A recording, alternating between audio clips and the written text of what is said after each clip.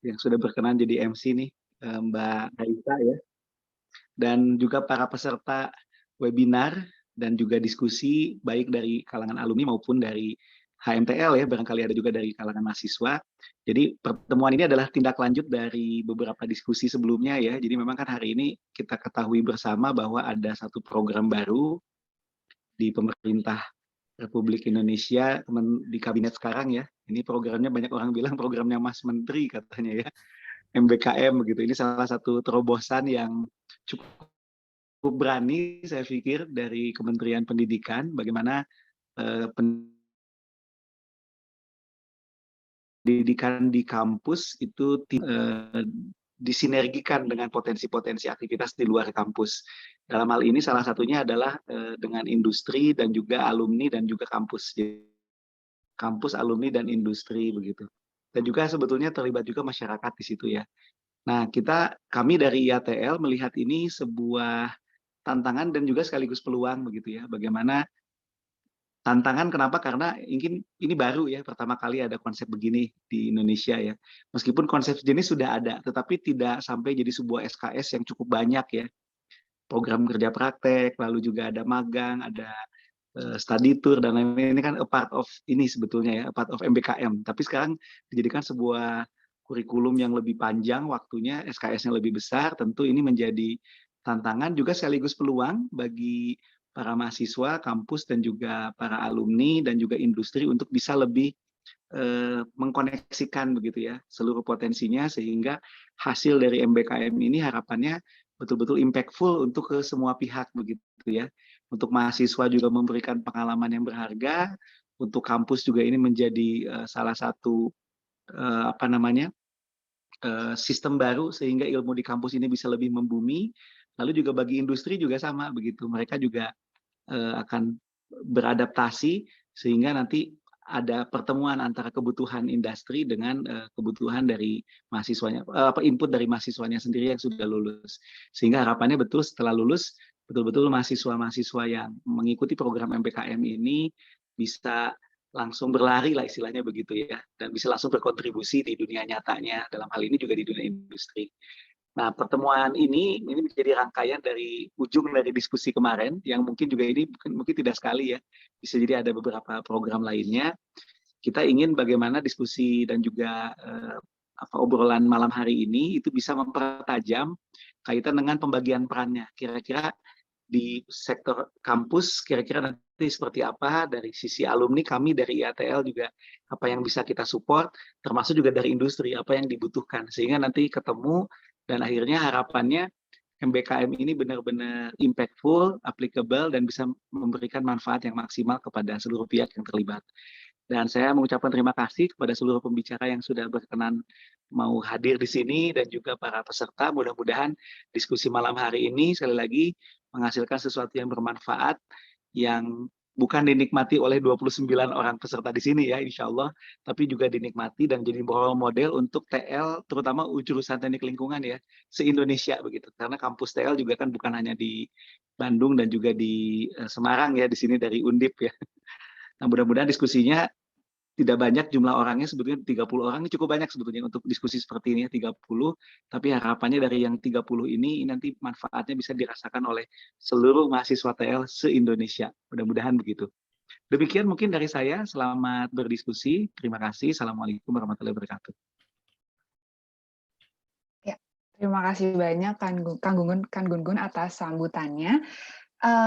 Seperti tadi yang disampaikan oleh Kang Gun-gun juga, kalau misalnya semoga diskusi ini output-nya bisa mempertajam peran antara kampus, industri, dan juga alumni, sehingga nanti kegiatan MBK yang akan dilaksanakan oleh mahasiswa bisa impactful dan juga applicable kepada semua pihak yang terlibat.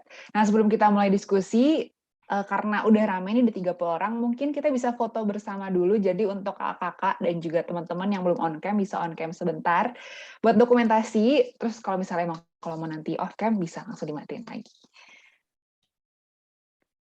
Yuk. Yang masih belum on-cam, bisa on-cam terlebih dahulu.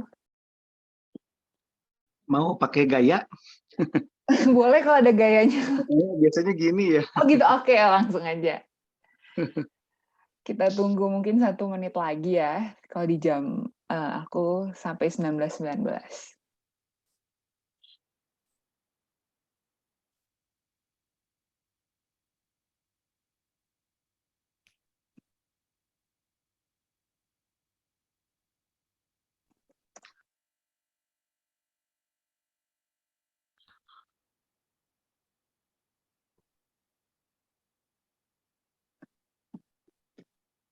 Oke, udah jam 19.19 dan udah rame juga on cam.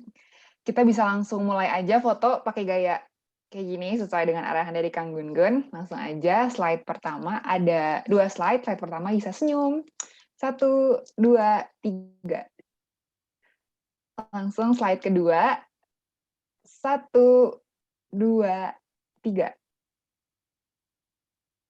Oke, terima kasih banyak kakak-kakak dan juga teman-teman yang udah on cam. Kalau mau off cam bisa.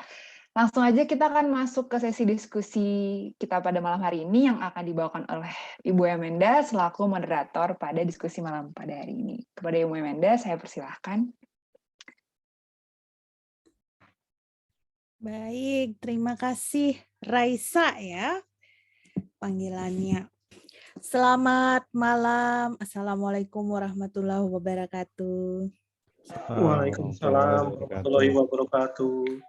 Oke, tadi sudah disampaikan oleh Mbak MC kita bahwa MBKM itu adalah memang program dari Mas Menteri yang sekarang gitu. Tapi sebenarnya kalau lihat riwayatnya menteri-menteri sebelumnya juga erat sekali berpikir bagaimana caranya link and match antara apa yang kita sumber daya yang kita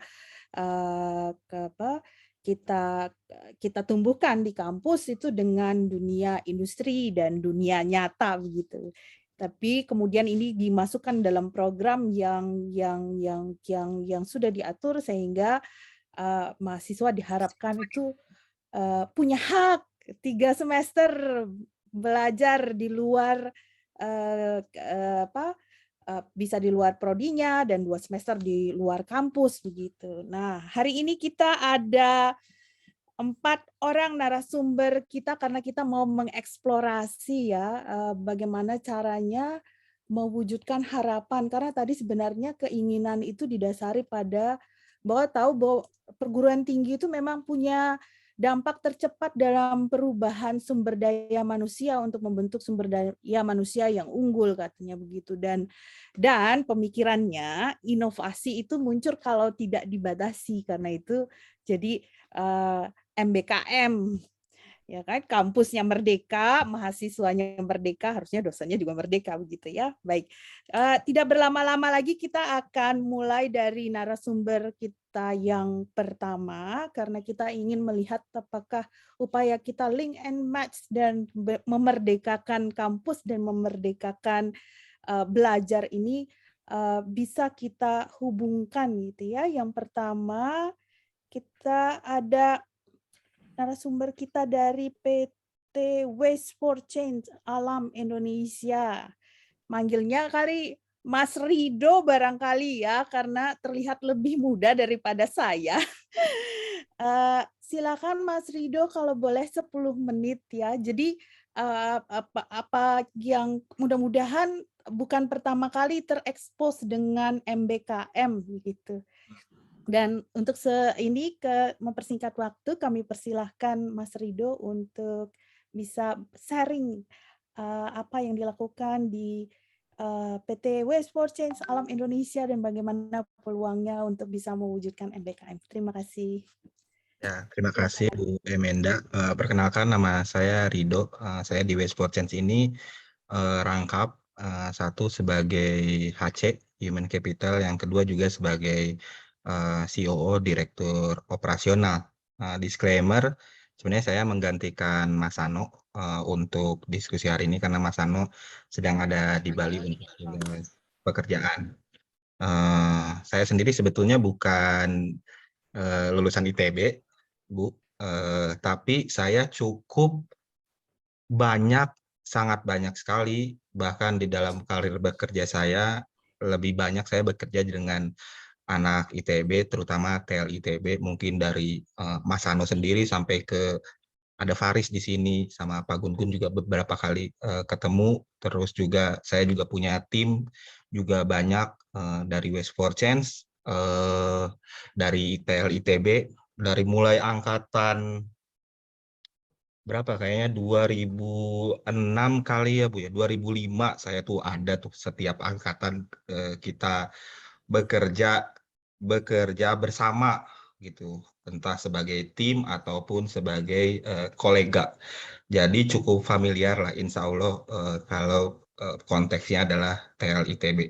Tim saya juga cukup banyak TL ITB sampai sekarang gitu. Terus sebetulnya saya tidak menyiapkan materi, tapi ada beberapa catatan gitu ya. Pertama, Westport Sense itu kita bergerak di isu lingkungan, di isu sampah, pengennya beresin masalah sampah. Yang bikin juga sebetulnya anak ITB, Mas Ano.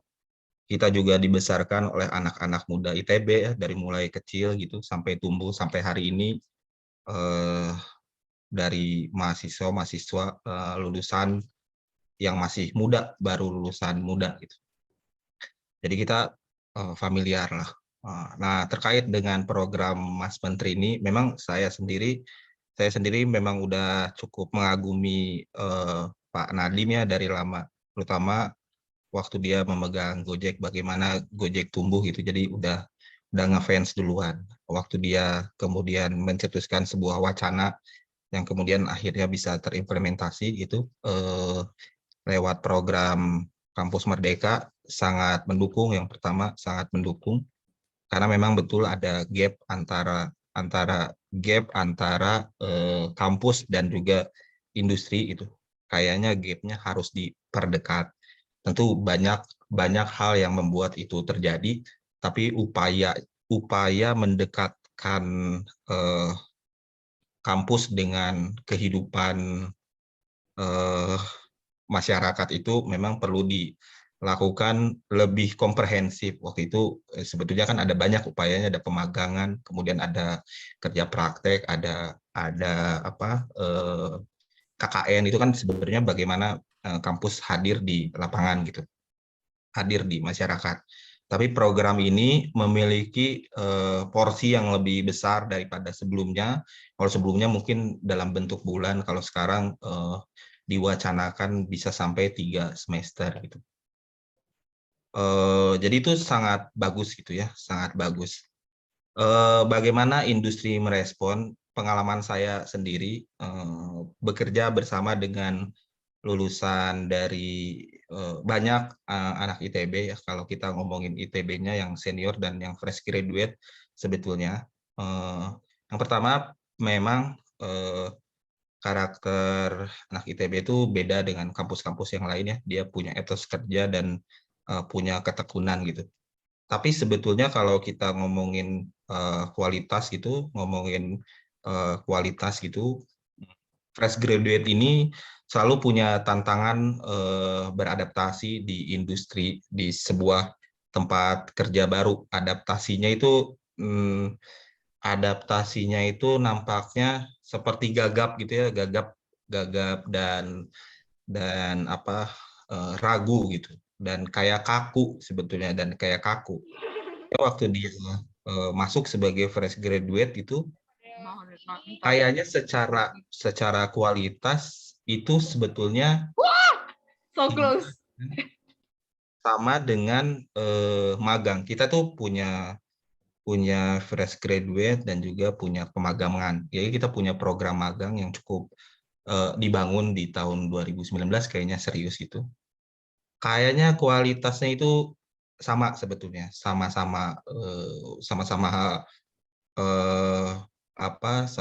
punya etos kerja, tapi sama-sama di level yang sama. Buat industri, buat kita tentu kita memilih anak magang ya, sebagai pilihan dibandingkan fresh graduate gitu. Kenapa? Karena kalau fresh graduate itu udah di tahapan pekerja kali ya, tapi levelnya masih sama seperti anak magang ini. Jadi sama gitu sayangnya.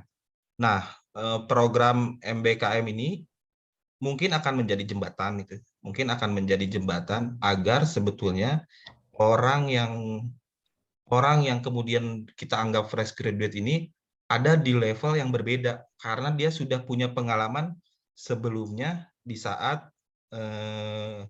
mengikuti program kampus Merdeka ini dengan berbagai macam kegiatan yang bisa dia ikuti. Salah satunya adalah magang di satu tempat atau mengabdikan diri di satu tempat, karena banyak kan dia tidak terbatas pada magang di perusahaan, dia bisa ke lembaga riset dan lain-lain gitu. Nah, maka lulusan baru tuh memiliki tingkat kualitas yang lebih baik sebetulnya. Lebih baiknya bukan dalam aspek kognitif sebetulnya. Tentu ada ya dari aspek sana. Tapi mampu beradaptasi lebih cepat, mampu ketemu orang luar lebih cepat gitu, terutama yang berhubungan dengan komunikasi kan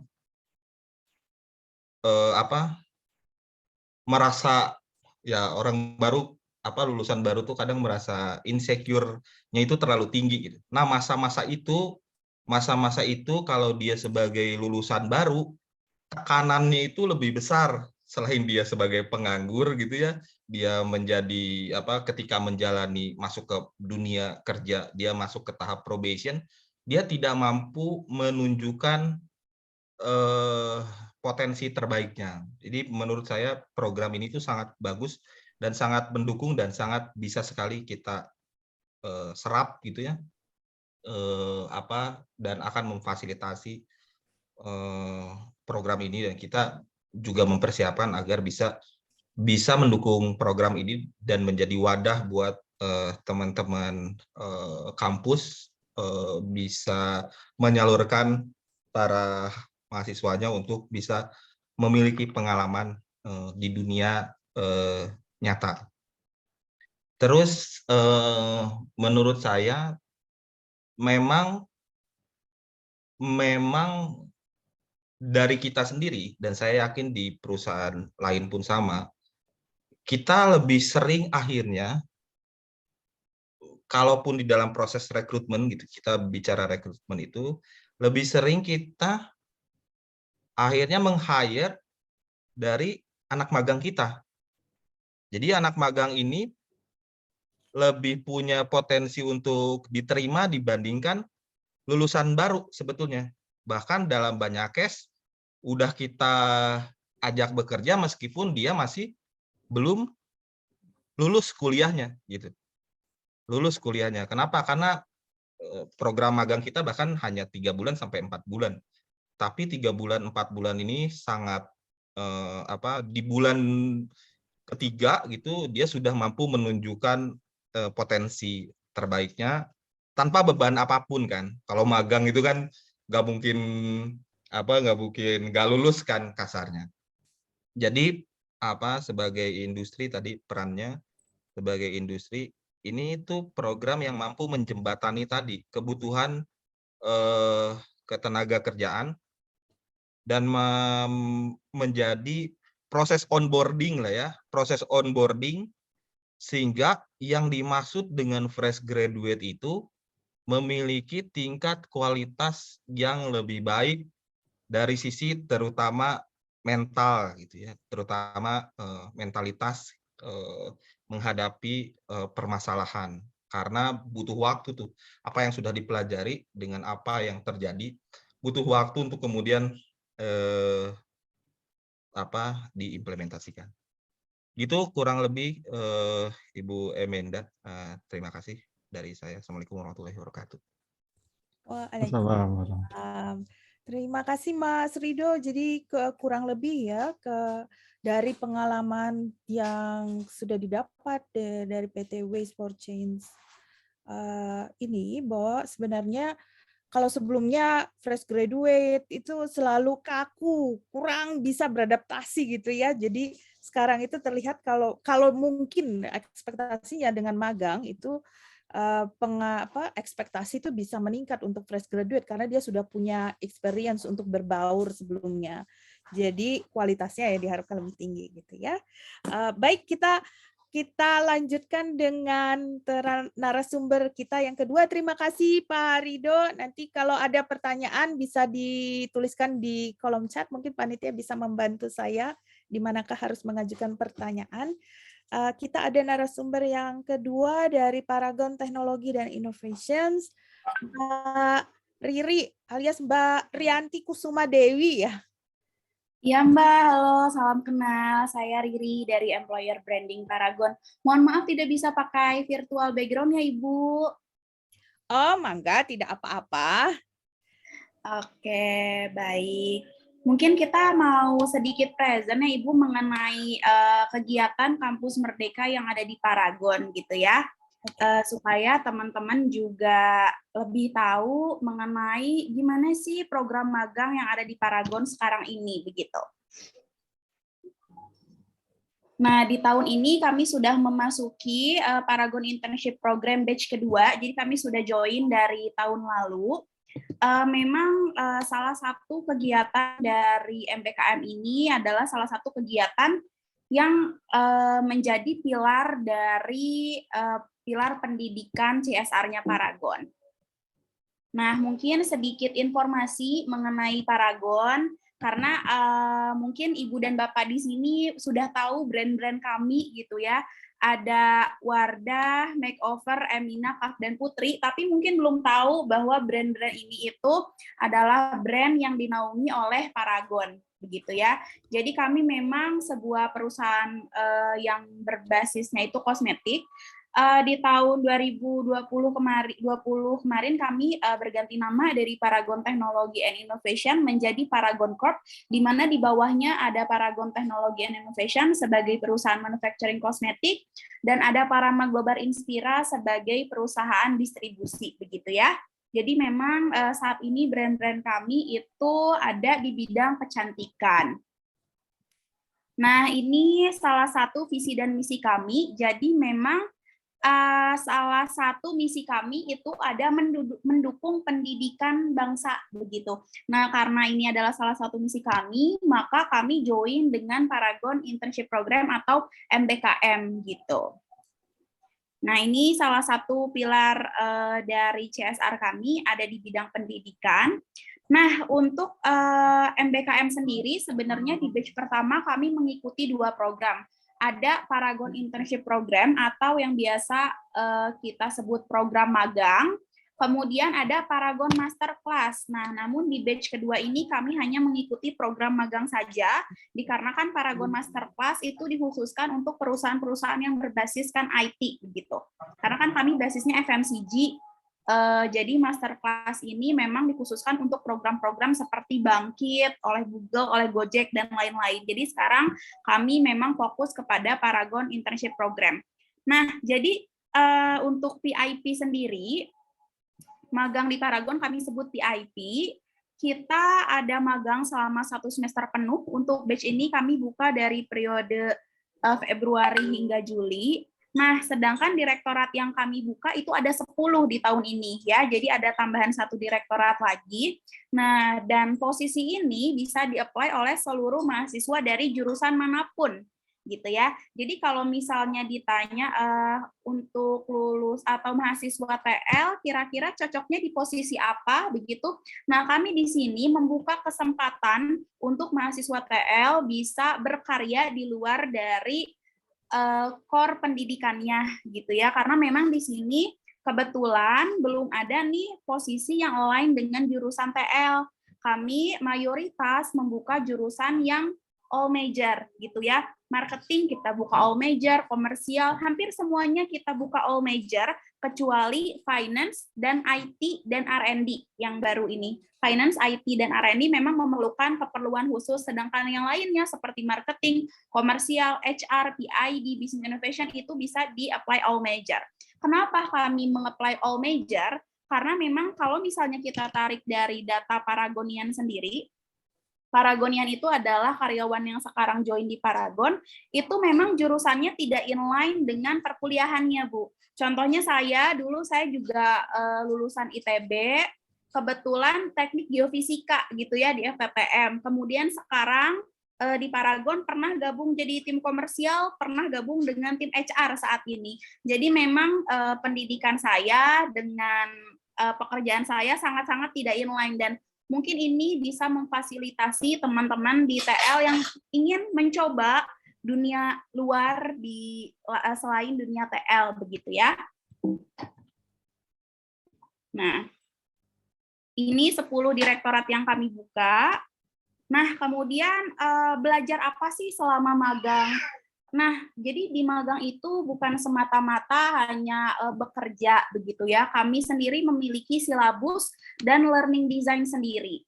Nah, salah satunya apa? Ada pengembangan soft skill yang nanti bisa berguna untuk teman-teman mahasiswa untuk masuk ke dunia kerja. Kita bakalan kasih kelas mengenai leadership, kita bakalan kasih kelas mengenai soft skill lainnya gitu ya. Jadi banyak banget kelas selama 1 semester tersebut. Jadi setiap minggunya kita akan ada kelas-kelas soft skill. Nah, selain kelas-kelas tersebut, kami juga punya sistem penilaian untuk mahasiswa. Ada pre-test, post-test selama kelas berlangsung. Nah, itu yang pertama. Yang kedua, pengembangan hard skill. Kenapa kami memberi pengembangan hard skill? Karena mungkin kan ada teman-teman di sini itu yang berasal dari jurusan yang tidak inline ya, seperti saya tadi teknik geofisika. Teknik geofisika saya kan ketika kuliah belajarnya tentang migas, tentang kegempaan gitu ya. Ketika saya mencoba intern di HR, pasti pembelajarannya itu berbeda dengan pembelajaran yang ada di kampus gitu. Makanya kita ada kelas-kelas hard skill-nya, dan ini disesuaikan dengan kebutuhan direktoratnya masing-masing. Jadi setiap direktorat punya kurikulumnya masing-masing, seperti itu.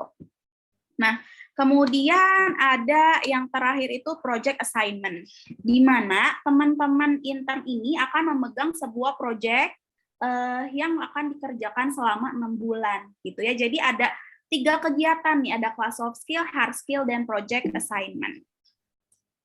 Nah, alhamdulillah dari ketiga hal tersebut gitu ya, kelas soft skill, hard skill, dan project implementation, Paragon sendiri di batch pertama kemarin mendapatkan penghargaan sebagai mitra dengan desain pembelajaran terbaik di program magang Kampus Merdeka begitu ya. Jadi memang bukan hanya magang Bu, kita juga memberikan ilmu-ilmu oleh adik-adik gitu yang berguna nanti ke depannya kalau misalnya memang mereka ingin berkarir ke depannya begitu.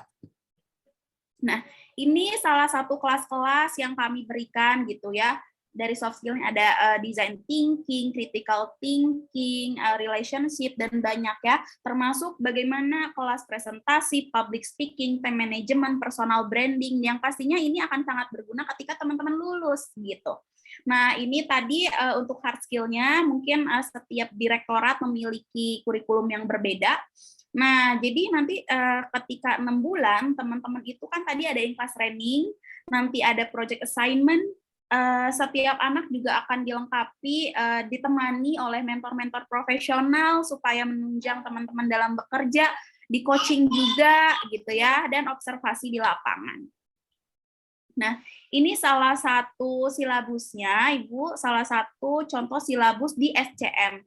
Ini SCM kita buka untuk all major. Jadi salah satu pembelajarannya tuh apa? Mulai dari business acumen, kemudian belajar mengenai basic supply chain dan lain-lain begitu ya. Mungkin ini cukup berbeda kurikulumnya dengan kurikulum yang ada di TL. Nah, ini juga yang kami temukan di lapangan begitu ya, karena memang pembelajarannya tidak inline dengan pembelajaran di teknik lingkungan atau di jurusan-jurusan, itu menjadi salah satu kendala dari kami begitu ya, karena kami jujur saja belum bisa memfasilitasi jika memang kami harus menyediakan kurikulum yang sama seperti di kampus begitu ya, karena memang kebutuhan kami di industri seperti ini. Jadi apa yang kami berikan kepada teman-teman mahasiswa adalah silabus yang memang berguna untuk di posisi tersebut, di posisi yang kami butuhkan seperti itu. Nah, ini ya untuk kelas soft skill-nya, kami ada modulnya, ada learning objektifnya, dan ada penilaiannya juga, gitu ya. Nah, ini salah satu intern-intern kami di employer branding, begitu ya. Jadi apa aja sih salah satu contoh pekerjaannya? Nah, kalau misalnya boleh dilihat ya Bu, ini ketiga mahasiswa kami itu berasal dari jurusan yang tidak inline dengan posisi ini. Ini kan posisi employer branding. Biasanya kita cocoknya itu dari jurusan pemasaran dan lain-lain begitu ya. Nah, tapi ketiga intern ini berada di jurusan yang berbeda begitu. Apa sih yang mereka kerjain? Mereka kerjanya itu mendesain sosial media kita, membuat kegiatan-kegiatan di kampus seperti webinar dan lain-lain, membuat podcast dan lain-lain, dan itu kita pelajari di industri seperti itu. Dan alhamdulillah gitu ya, salah satu anak magang di employer branding itu diterima menjadi salah satu Paragon Leader Development Program. Itu tuh seperti project karyawan future leader-nya Paragon gitu ya. Jadi anak-anak yang magang itu juga berkesempatan untuk menjadi bagian dari manajemen trainee atau Paragon Leader Development Program. Jadi nanti kami akan menunggu teman-teman sampai nanti lulus gitu. Jadi salah satu keuntungannya juga gitu, teman-teman bisa mendapatkan lapangan pekerjaan di sini gitu ya. Nah, mungkin segitu aja Bu kalau misalnya penjelasan dari Paragon gitu. Baik, terima kasih ke Mbak Riri. Oh, berarti sekarang ini Paragon itu sudah aktif sekali ya ikut terlibat dalam MBKM. Tapi saya rasa dasar pemikiran Mas Menteri kita itu sebenarnya memang harusnya dia, kalau tidak salah menangkap ya, semua profesi di dunia nyata ini membutuhkan interaksi dengan bidang ilmu yang lain. Justru MBKM ini asalnya inginnya itu harusnya bukan mata kuliah core dasar yang sudah ada ke learning outcome-nya di program studi, tapi hal yang lain termasuk soft skill, kemampuan berinteraksi, beradaptasi, melihat dari sisi finance, marketing, dan lain-lain gitu. Saya pikir sudah dilaksanakan oleh Paragon. Terima kasih ke Mbak Riri, kalau bisa ikut terus sampai akhir ya, mana tahu ada pertanyaan. Terima kasih atas ininya. Kita lanjutkan ke narasumber kita yang ketiga. Ini puntennya Bu Kania dari luar dulu, boleh gitu ya Pak Darno dulu? Apa enggak? Mas Darno. Gimana? Santai-santai. Soalnya teman KP dulu yang nganterin aku KP, aku diboncengin itu loh ke instalasi pengolahan air bersih. Mangga silahkan Mas Darno cerita tentang pengalaman yang dilakukan di Undip gitu ya, terkait dengan MBKM ini atau yang lain yang ingin di-share pada saat ini. Silakan. Baik, terima kasih Bu Emenda. Mohon izin ini, apakah PPT saya sudah muncul Bu Emenda? Sudah terlihat dan sudah di slide share. Slide share ya, baik. Bismillahirrahmanirrahim. Assalamualaikum warahmatullahi wabarakatuh. Yang saya hormati ini senior-senior saya di ITB dan juga rekan-rekan adik-adik mahasiswa. Senang sekali saya mendapatkan undangan dari Ikatan Alumni Teknik Lingkungan, dan ini saya kira ini satu yang menarik sekali. Kalau tadi sudah dipaparkan dari perwakilan industri, yang kebetulan memang industrinya itu core bisnisnya adalah terkait dengan ilmu-ilmu teknik lingkungan.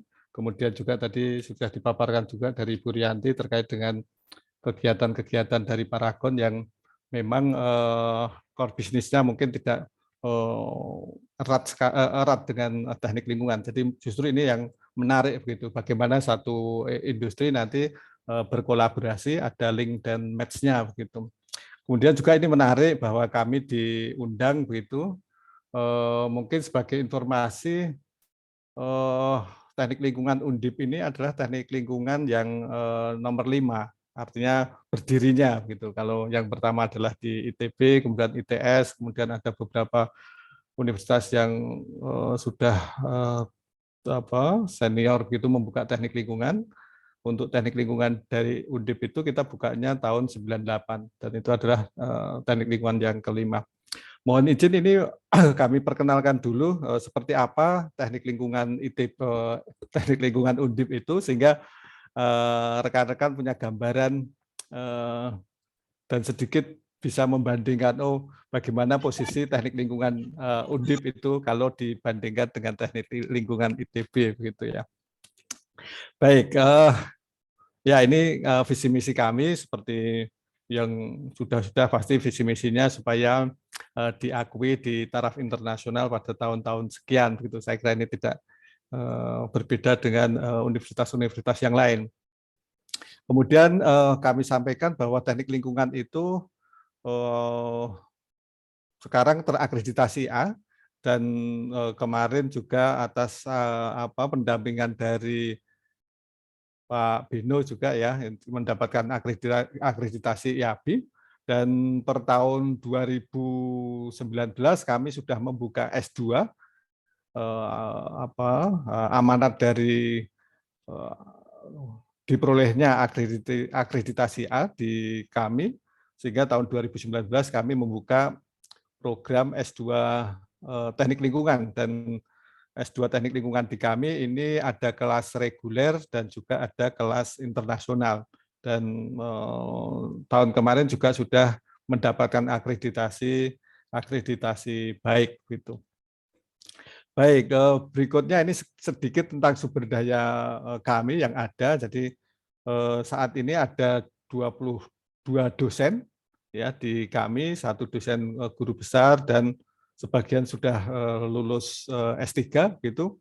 Dan mungkin ini juga kami sampaikan bahwa ya kurang lebih teknik lingkungan Undip ini tetap orientasinya seperti teknik lingkungan ITB ya, karena memang hampir sebagian besar dari dosen-dosen di teknik lingkungan itu, apakah itu di S1-nya ataupun di S2-nya, kami menimba ilmu di teknik lingkungan ITB.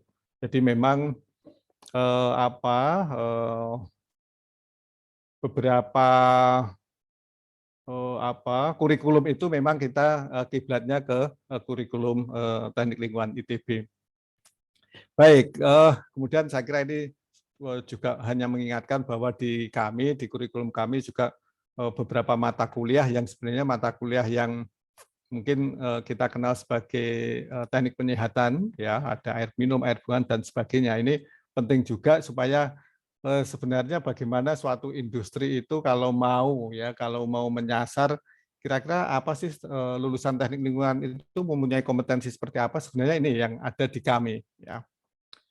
Kemudian ini sedikit terkait dengan lulusan kami ya,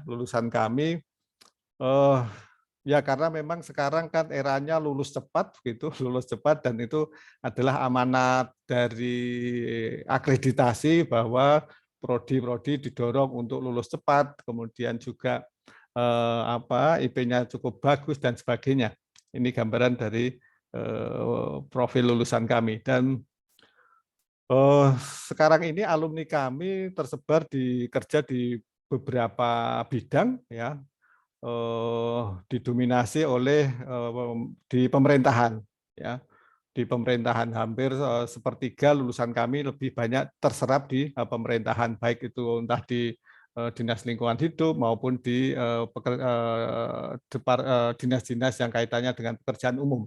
Kemudian juga ada hampir 30%-nya ini di bidang ini 30% di bidang jasa ya, konsultan gitu.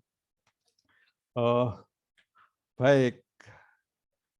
Kemudian ini sedikit kami sampaikan terkait dengan bagaimana kebijakan dari Universitas Diponegoro yang juga kita adopt, yang teknik lingkungan adopt dalam rangka program Merdeka Belajar Kampus Merdeka. Itu kurang lebih seperti apa?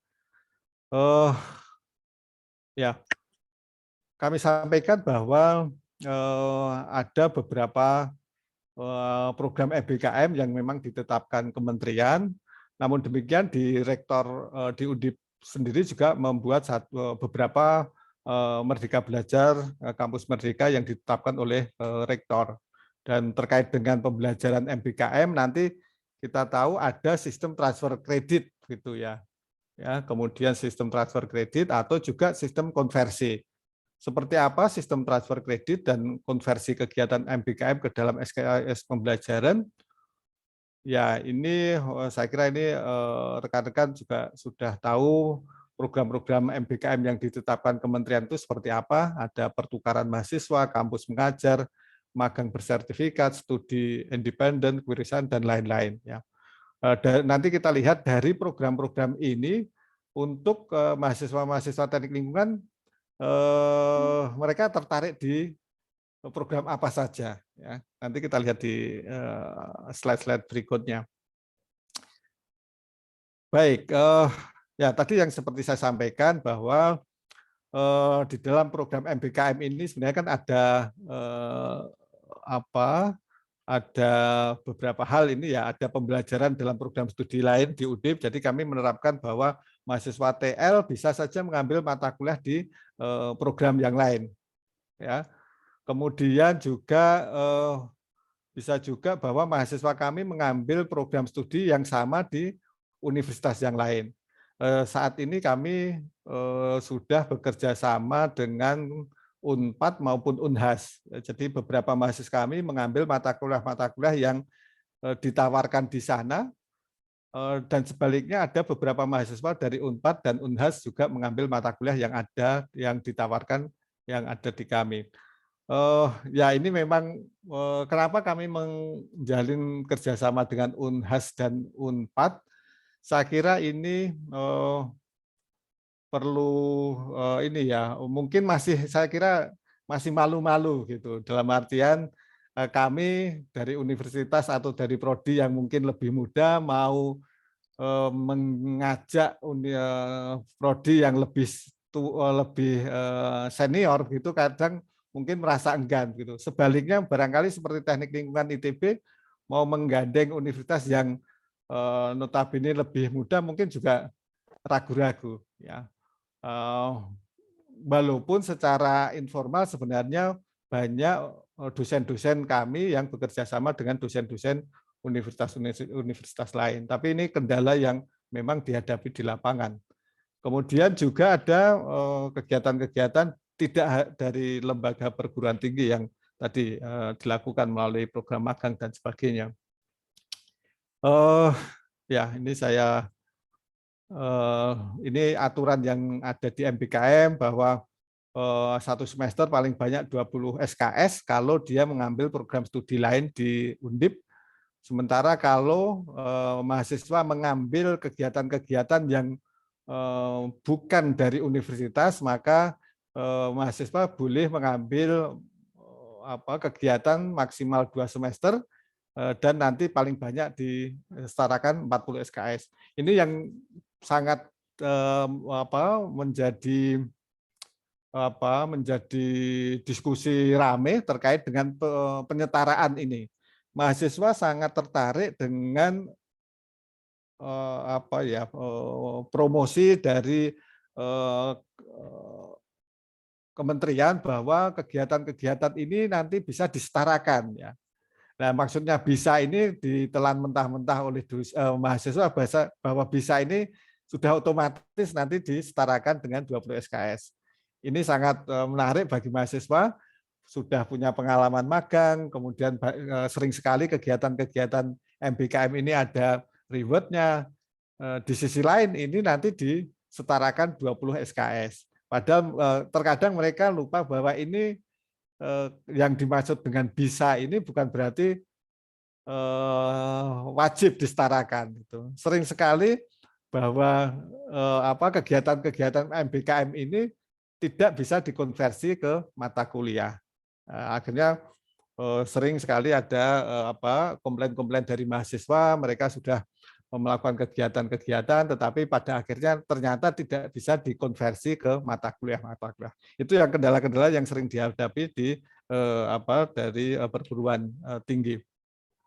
Baik, mungkin yang ini poin pentingnya adalah bahwa di kami di teknik lingkungan maupun di Universitas Diponegoro ini mensyaratkan bahwa mahasiswa baru boleh mengambil program MBKM, sebagian besar program MBKM kalau mereka sudah lulus 100 SKS. Ya, artinya 100 SKS kalau kita kita anggap bahwa satu semester itu 20 SKS, berarti mahasiswa baru boleh mengambil program MBKM setelah semester ke-6. Dan terkadang ini juga menjadi harusnya bagus ini ya, dalam artian pada semester 6 sebenarnya mahasiswa sudah punya bekal-bekal untuk bekal-bekal ilmu ketika mereka magang, pada saat magang ataupun melakukan program lain mereka bisa menjadi solusi ya, tidak membebani dari tempat-tempat magang ataupun yang lainnya. Ya, dan beberapa persyaratan yang terkait dengan yang ada di Undip. Saya lewatkan saja. Jadi di kami konversi itu adalah tanggung jawab dari fakultas, dan biasanya fakultas juga memberi tanggung jawab penuh ke departemen. Ya, jadi sering sekali banyak kegiatan-kegiatan MBKM ini tidak bisa dikonversi. Akhirnya kegiatan MBKM ini hanya diberi reward dengan sertifikat saja, sertifikat pendamping ijazah. Ya. Baik, berikutnya kami sampaikan yang ada di Undip khususnya teknik lingkungan sekarang ini sampai tahun kedua dari program MBKM ini,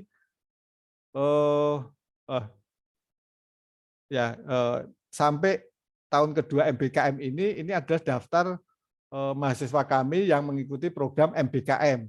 Ya, ada 3 mahasiswa yang lolos dalam program pertukaran mahasiswa ke luar negeri. Kemudian ada 4 mahasiswa yang mengikuti program kampus mengajar.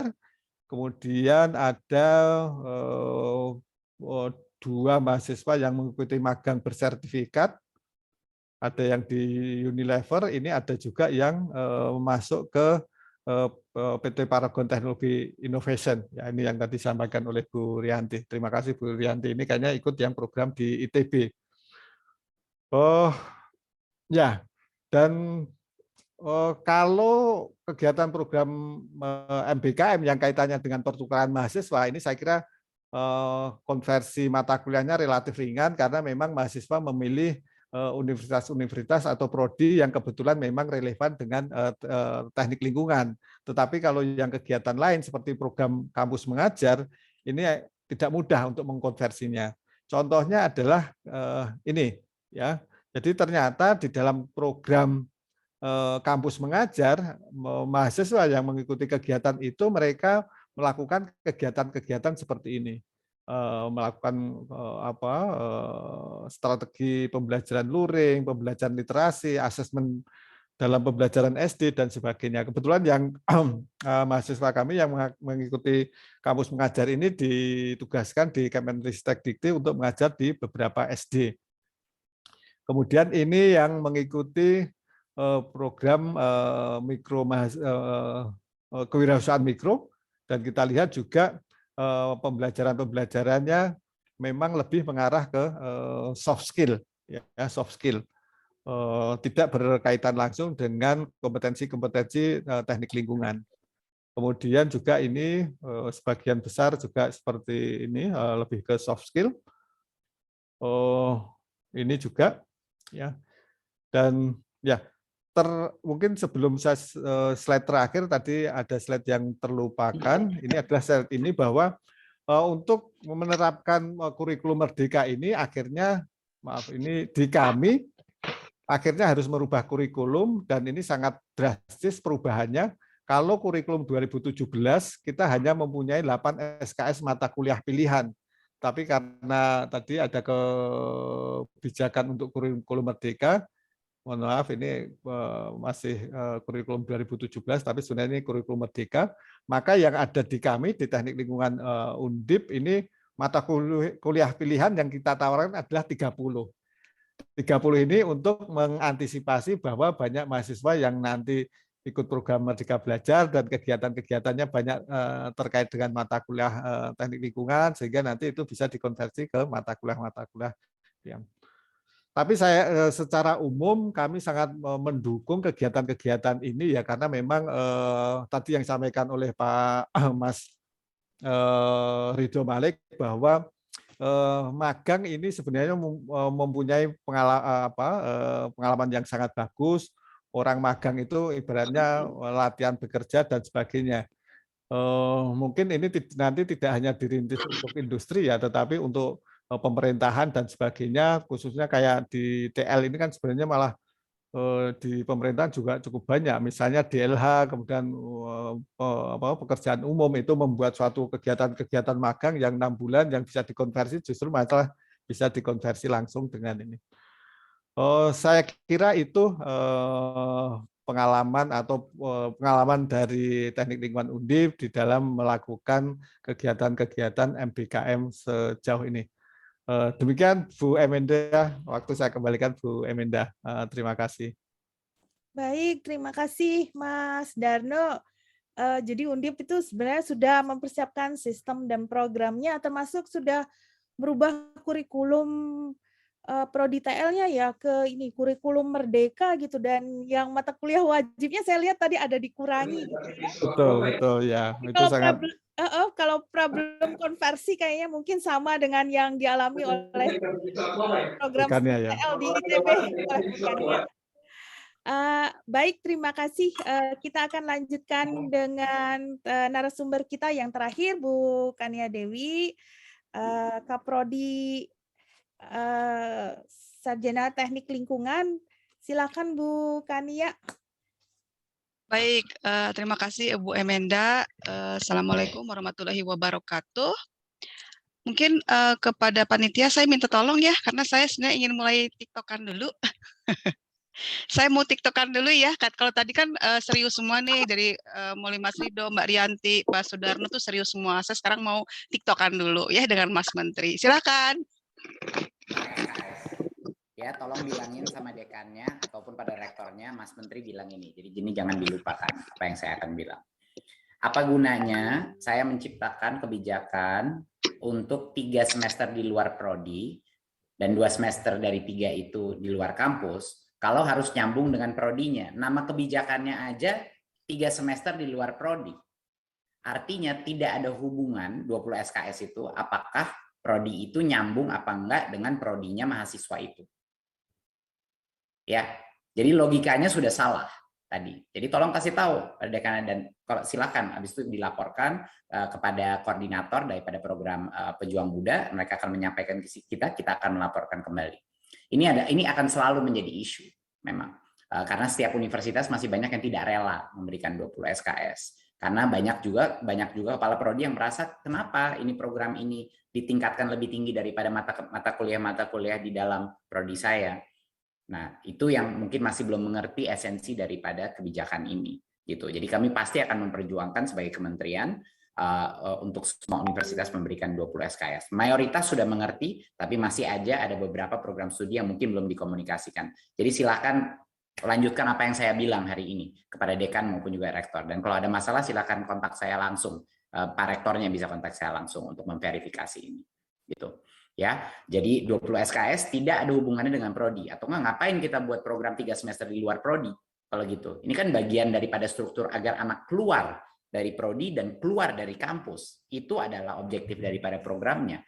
Karena tidak ada satupun pekerjaan di masa depan mahasiswa yang akan hanya menggunakan satu disiplin. Minimal 2-3 disiplin. Tanya Mas Timi di situ. Dari semua talenta-talenta kita yang dibutuhkan di dalam industri, baik kewirausahaan, apapun, startup, dunia digital, non-digital, agraria, apapun bidangnya. Nggak mungkin hanya ada satu disiplin yang penting. Dan perlu ada pengalaman yang integratif dengan berbagai macam kompetensi seperti program Pejuang Muda ini. Jadi statusnya lebih tinggi dari prodi apapun. Program-program yang sudah di-approve oleh Kampus Merdeka sebagai magang bersertifikat, project studi independen, ya, yang semuanya kita kurasi itu statusnya lebih tinggi daripada SKS yang diberikan universitas. Artinya mahasiswa itu adalah keberuntungan mahasiswa diterima, dia harus mendapatkan 20 SKS dan nggak boleh merugikan kapan dia lulus. Ya, harap ini udah jelas. Mohon dikomunikasikan dan kalau ada bisa langsung dikomplain ke hotline kita akan support. Baik. Nah, udah jelas ya. dari Mas Menteri mungkin juga bisa menjawab tadi pertanyaannya Bu Menda, kemudian juga tadi dari Bu Rianti gitu ya, bahwa memang seperti yang disampaikan oleh Mas Menteri ya, saya ada mencatat nih beberapa poin penting ya, diantaranya adalah tadi kebijakannya di luar prodi 3 semester ya, 2 semester di luar kampus, 1 semester di luar prodi di kampus yang sama. Kemudian katanya tadi perguruan tinggi banyak yang nggak rela gitu ya. Mungkin TLITB salah satunya barangkali ya. Tadi Pak Sudarno sudah merubah kurikulum. Nah, kalau di TLITB itu belum sampai merubah kurikulum.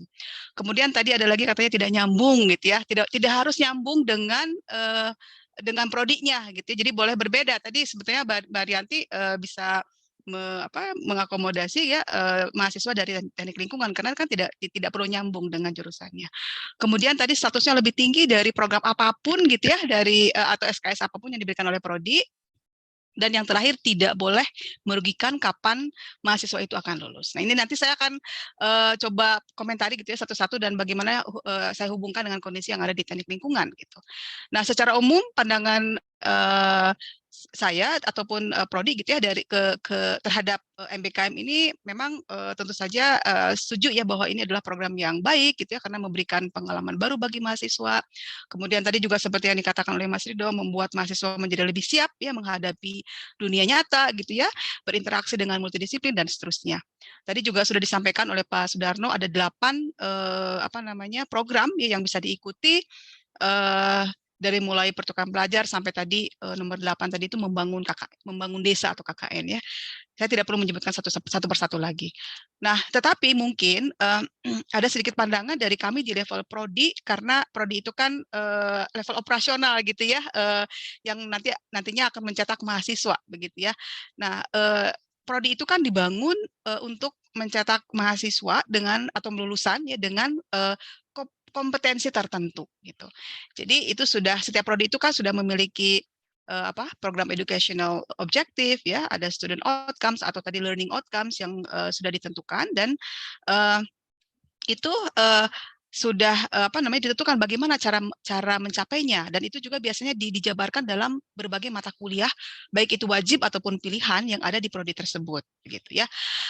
Nah, kalau dengan adanya mata kuliah MBKM ini tentu akan ada yang berubah gitu ya. Sepertinya MBKM ini memutus rantai mata kuliah yang berkesinambungan di prodi gitu ya, tiba-tiba diputus karena tadi ada sebagian SKS yang diperuntukkan MBKM gitu ya. Dan tadi ada catatan bahwa dari Mas Menteri bahwa mahasiswa itu tidak boleh dirugikan, dia harus lulus tepat waktu. Ini seperti itu. Nah, saya ingin satu persatu tadi ya mengomentari yang disampaikan oleh Mas Menteri. Yang pertama tadi adalah terkait dengan kebijakan 3 semester di luar prodi gitu, dua semester di luar kampus dan 1 semester di luar prodi. Nah, kalau kita lihat dari peraturan Menteri Pendidikan dan Kebudayaan Nomor 3 Tahun 2020, di situ disebutkan bahwa perguruan tinggi itu wajib untuk memberikan hak bagi mahasiswa untuk secara sukarela. Di situ disebutkan secara sukarela. Jadi boleh diambil atau tidak gitu ya. Untuk ikut serta atau mengambil SKS MBKM di luar perguruan tinggi paling lama 2 semester atau tadi setara dengan 40 SKS atau dapat mengambil SKS di luar prodi dalam perguruan tinggi yang sama sebanyak 20 SKS atau 1 semester. Dan saat ini kalau di ITB diizinkan maksimal 40 SKS gitu ya, tidak sampai 40 SKS kalau di ITB. Nah, kemudian kalau kita lihat SKS gitu ya, SKS sekarang itu kan bukan SKS lamanya belajar ya, tetapi lamanya berkegiatan atau disebut dengan jam berkegiatan. Dan 1 SKS dalam MBKM itu setara dengan 170 menit per minggu per semester atau setara dengan 45,3 jam per semester gitu ya. Itu kalau 1 SKS. Jadi kalau misalkan 20 SKS kita kalikan saja 20 kali 170 berarti berapa tuh? Sekitar 3.400 menit gitu ya per minggu. Kalau kita bagi kalau kita konversi ke jam berarti 56,67 jam per minggu. Atau kalau kita bagi 5 hari kerja itu 11,3 jam per hari gitu ya. Kalau 6 hari kerja berarti 9,4 jam per hari. Jadi banyak gitu ya yang harus di-spend oleh mahasiswa pada saat mereka memang ingin mengikuti kegiatan MBKM sampai 20 SKS. Dan satu lagi catatan, kalau misalkan mahasiswa itu ingin mengambil 20 SKS, maka dia harus cuti di semester itu. Jadi dia tidak bisa mengambil SKS di jurusan, tapi dia harus cuti fokus melaksanakan kegiatan MBKM-nya. Tetapi sebetulnya tidak perlu 20 SKS juga gitu ya. Kalau misalkan dia mau mengambil hanya sebagian juga bisa ya. Jadi dikombinasikan dengan SKS yang ada di prodi dan juga SKS MBKM. Nah, sekarang kita lihat bagaimana kondisi di teknik lingkungan, khususnya teknik lingkungan ITB gitu ya. Nah, kalau ingin menjadi lulusan sarjana di TL ITB itu harus lulus 144 SKS.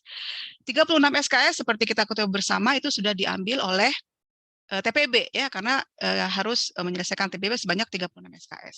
Kemudian di prodi TL itu saat ini pilihannya itu 15 SKS. Berarti sisanya adalah 93, itu adalah mata kuliah wajib gitu ya. Nah, sekarang bagaimana dengan SKS MBKM? Tadi juga sudah disampaikan oleh Pak Sudarno ya. Jadi salah satu kesulitan itu adalah dalam konversi SKS ke mata kuliah yang ada di prodi ya. Jadi memang kalau mahasiswa akan mengambil SKS MBKM, maka SKS MBKM itu dapat diakui dengan adanya mata kuliah sebagai placeholder di prodi gitu ya.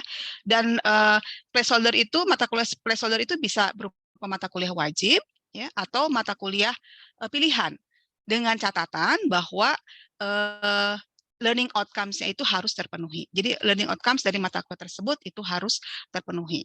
Jadi mata kuliah pilihannya boleh pilihan di prodi, ya boleh pilihan di luar prodi dalam di ITB begitu, atau ada lagi mata kuliah umum yang dikeluarkan oleh ITB ya untuk mengantisipasi kesulitan ITB dalam mengkonversi mata kuliah ke mata kuliah wajib ataupun mata kuliah di prodi. Nama mata kuliah tersebut juga baru gitu ya, baru dikeluarkan di semester lalu, dan namanya pun hampir sama dengan program MBKM itu sendiri ya, yaitu membangun desa misalnya ya, SKS-nya 1 sampai dengan 6 SKS. Jadi ada membangun desa A, membangun desa B, C, D gitu ya, SKS-nya 1, 2, 3 tergantung dari kegiatan yang diikuti. Kemudian ada juga kewirausahaan ya, SKS-nya 1 sampai dengan 5. Kemudian ada proyek kemanusiaan. Ada juga asisten mengajar di unit pendidikan, dan terakhir ada proyek independen. Itu adalah mata kuliah baru yang dikeluarkan oleh ITB untuk mengantisipasi apabila prodi tidak memiliki mata kuliah placeholder gitu ya di jurusannya. Nah, jadi kalau kita lihat tadi ya, MBKM 40 SKS, artinya harus ada 40 SKS mata kuliah wajib atau pilihan yang menjadi placeholder. Kalau di TL tadi 15 ya, mata kuliah pilihan, berarti sisanya 25 SKS itu adalah mata kuliah wajib yang harus menjadi placeholder MBKM.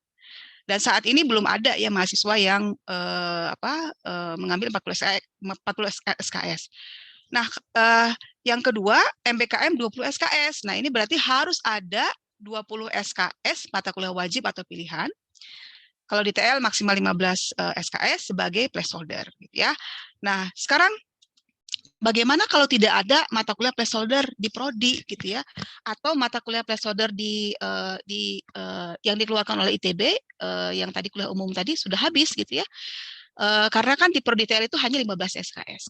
Jadi kalau mahasiswa mengambil 20 SKS, 15 SKS-nya digunakan sebagai placeholder MBKM dari mata kuliah pilihan, berarti ada 5 SKS mata kuliah wajib gitu ya, yang harus menjadi placeholder. Ini menjadi sulit, kenapa? Karena jarang sekali kita bisa menemukan learning outcomes yang sama dari program MBKM di mata kuliah wajib tersebut ya.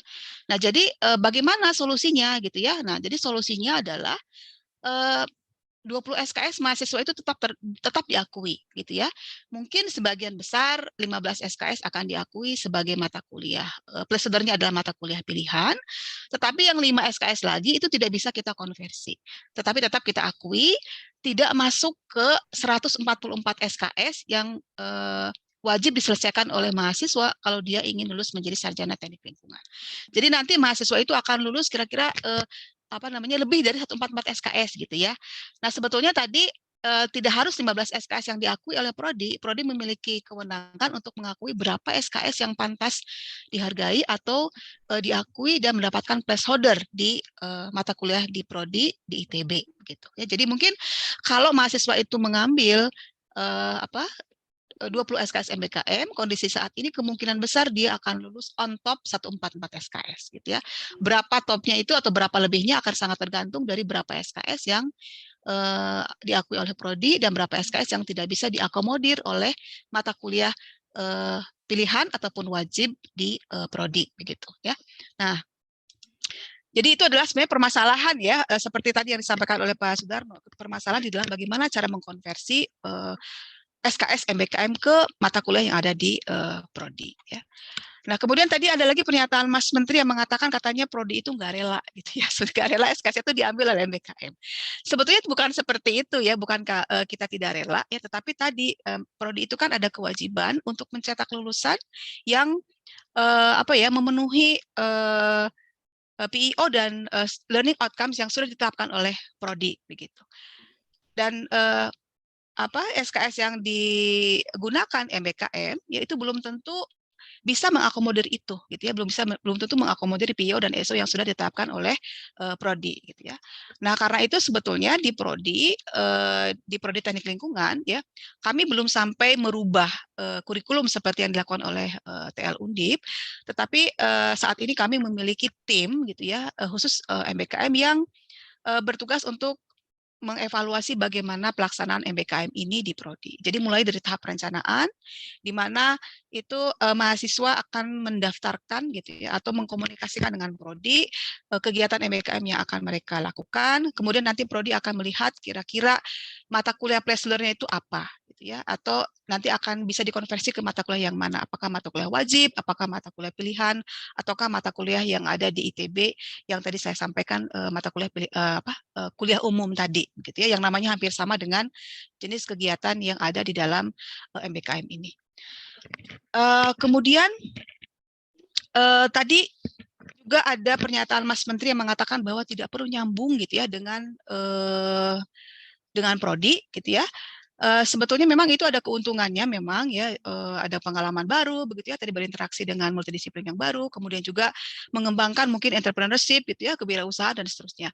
Tetapi pada saat ini prodi masih menyarankan gitu ya pada mahasiswa sebaiknya mengambil MBKM yang memang inline dengan bidang TL, tapi kami tidak melarang ya, tetap memperbolehkan kalau misalkan mahasiswa ingin mengambil tadi ya, misalkan ke Paragon itu masih diperbolehkan, silakan saja, tidak menjadi masalah ya. Tadi mungkin ketika dikonversi ke mata kuliah yang ada di prodi, placeholder-nya adalah mata kuliah umum yang diberikan oleh ITB tadi begitu ya. Nah, kemudian tadi ada satu lagi ya dari Mas Menteri, catatannya adalah tidak boleh merugikan atau tidak boleh menunda kapan dia lulus gitu. Jadi mahasiswa harus lulus tepat waktu. Dan ini juga sebetulnya sulit dicapai dengan kondisi kurikulum yang ada saat ini gitu ya. Kenapa? Karena ketika mahasiswa cuti 1 semester di mana dia mengambil 20 SKS, maka tentu dia akan ketinggalan ya mengambil mata kuliah wajib. Terutama mata kuliah yang mungkin itu adalah mata kuliah prerequisite untuk mengambil mata kuliah yang lain. Sebagai contoh mungkin misalnya ketika akan mengambil perancangan BPPAM ya, bangunan pengolah air minum misalnya, itu harus mengambil satuan operasi dulu. Ini saya nama mata kuliah jadul ya, supaya Akang dan Teteh di sini semuanya nyambung gitu ya. Jadi harus ngambil dulu satuan operasi baru bisa mengambil BPPAM. Nah, ini bisa kejadian di mana mahasiswa itu karena dia cuti gitu ya, dia tidak bisa mengambil satuan operasi tadi. Sehingga pada semester berikutnya dia tidak bisa mengambil BPPAM. Ya, dan ini akan menunda. Ya, mau tidak mau ini akan menunda kelulusan mahasiswa tersebut. Memang bisa ada upaya dari prodi gitu ya, beberapa upaya bisa dilakukan oleh prodi untuk mengatasi masalah ini gitu ya. Misalnya apa? Misalnya prodi bisa membuka mata kuliah yang sama di semester genap ataupun semester ganjil.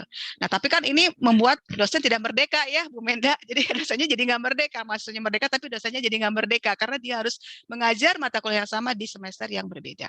Nah, kemudian juga prodi bisa menyelenggarakan misalkan semester pendek gitu ya, atau series of lectures atau block course gitu. Itu boleh saja ya. Tetapi seperti kita ketahui bersama, kalau misalkan kuliah itu diberikan dalam waktu yang singkat, itu outputnya nanti atau outcomes-nya akan berbeda ya bila kuliah itu diberikan dalam waktu yang semestinya, misalkan 16 minggu gitu ya dalam 1 semester.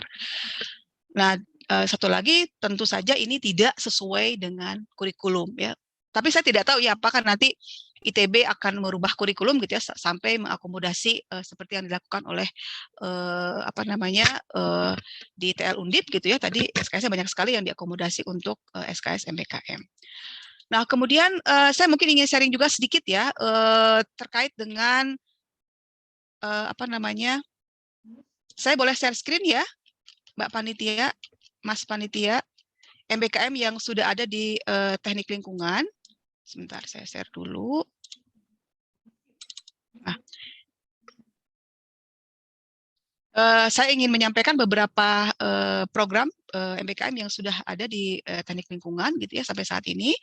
Di antaranya ada juga yang mengikuti ISMA, ya, Indonesian International Student Mobility Awards. Tadi hampir sama dengan Pak Sudarno gitu ya. Ada 2 mahasiswa yang ikut ke Waterloo dan juga ke RUDN Moskow ya, RUDN University di Moskow. Nah sebenarnya ini aturannya dari Kemendikbud itu sudah aturannya top down gitu ya, bahwa prodi harus menerima 20 SKS. Sama dengan yang magang bersertifikat MSIB ya, magang bersertifikat itu juga sama. Jadi prodi itu harus menerima 20 SKS mahasiswa dari program tersebut. Jadi mau tidak mau harus diterima. Jadi jalannya tadi mungkin bisa mahasiswa itu akan lulus on top 144 SKS. Nah, kemudian di ITB sendiri kami sudah menyelenggarakan beberapa kuliah yang bisa dikategorikan sebagai MBKM begitu ya. Di antaranya adalah International Virtual Course. Ini khusus terkait dengan Air Pollution Monitoring and Environmental Impact of Tropical Forest and Peatland. Ini disetarakan dengan mata kuliah pilihan yang terkait dengan pemantauan pencemaran udara. Jadi ada mata kuliah pilihan di teknik lingkungan, atau ada placeholder-nya gitu di teknik lingkungan, dan cukup banyak mahasiswa yang ikut. Ini ada 32 mahasiswa dari teknik lingkungan, dan sebetulnya dari luar negeri juga banyak ya. Jadi in total itu ada sekitar 70 sampai dengan 80 mahasiswa, baik itu dari prodi teknik lingkungan ataupun dari prodi lain, baik di dalam maupun di luar negeri. Kemudian ada lagi misalnya Tropical Coastal Zone Development with Enhanced atau TROCOS gitu ya. Ini juga International Virtual Course yang diselenggarakan oleh Fakultas Teknik Sipil dan Lingkungan, juga diikuti oleh mahasiswa dari Teknik Lingkungan, dan ini juga setara dengan mata kuliah yang ada di kelautan ya, mata kuliah yang ada di kelautan atau di PSDA ITB. Nah, kemudian juga beberapa ikut ya di magang di kegiatan magang yang dari Kemendikbud. Ini ada Raisa ya, Raisa. Ini juga Raisa ikut di Sanofi ya. Kebetulan di semester lalu itu ada 5 orang ya yang ikut MBKM, ada di Danone, di Niaga, Sanofi, di Waste for Change juga ada ya, Mas Rido, kemudian juga di Ormat Geothermal Indonesia. Sebenarnya ini masih dalam tahap kita masih dalam tahap konversi SKS gitu ya, dan yang 20 SKS ini nanti akan dikonversikan atau masih ditentukan placeholder-nya itu yang mana. Kemudian juga ada kerjasama ITB Unpad gitu ya, ini kerjasama penelitian, mahasiswa teknik lingkungan ikut serta dalam penelitian yang diselenggarakan oleh Unpad begitu. Kemudian juga mahasiswa teknik lingkungan banyak yang ikut serta dalam kegiatan penelitian, baik itu yang diselenggarakan oleh dosen gitu ya, ataupun oleh LPPM ITB. Di antaranya mungkin yang paling yang paling banyak menampung adalah kegiatan Citarum Harum ya. Itu adalah salah satu program unggulan di teknik lingkungan. Kemudian ini bisa dilihat ya, ada sekitar 20 orang mahasiswa yang ikut dalam kegiatan penelitian dan pengabdian kepada masyarakat. Nah, itu mungkin kegiatan MBKM yang diikuti oleh mahasiswa teknik lingkungan gitu ya. Nah, kemudian kalau saya menjawab apa yang ditanyakan oleh panitia gitu ya, pada waktu itu panitia menyampaikan beberapa hal, di antaranya adalah strategi apa gitu ya yang akan perlu dilakukan untuk memanfaatkan program MBKM ini untuk meningkatkan persentase kesesuaian bidang kerja alumni dengan keprofesian teknik lingkungan. Nah, sebenarnya kalau ini dikaitkan dengan kesesuaian bidang kerja, mungkin tadi tidak inline dengan apa yang tadi disampaikan oleh Mas Menteri mungkin ya, karena kita harus membuka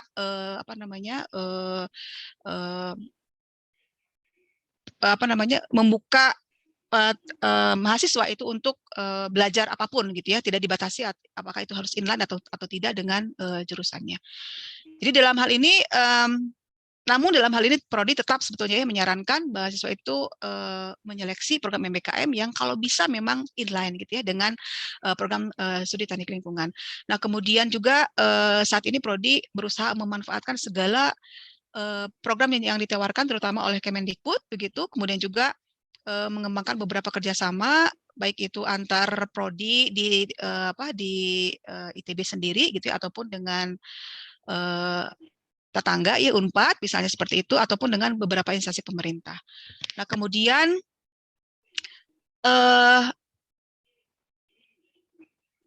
perlu diingat kembali gitu ya bahwa pada saat melakukan MBKM ini tadi Prodi tadi saya sudah menyampaikan bahwa Prodi menetapkan ada tim gitu ya dalam menentukan apakah mahasiswa ini bisa ikut MBKM atau tidak begitu, itu masuk dalam tahap perencanaan. Kemudian ada satu hal yang perlu digarisbawahi di sini bahwa mahasiswa ketika ikut MBKM itu tidak boleh dirugikan atau dipekerjakan gitu ya oleh mitra gitu ya. Jadi jangan sampai mahasiswa ini dijadikan sebagai tenaga kerja yang murah gitu ya, tapi mereka tetap harus memberikan reward yang sepadan gitu.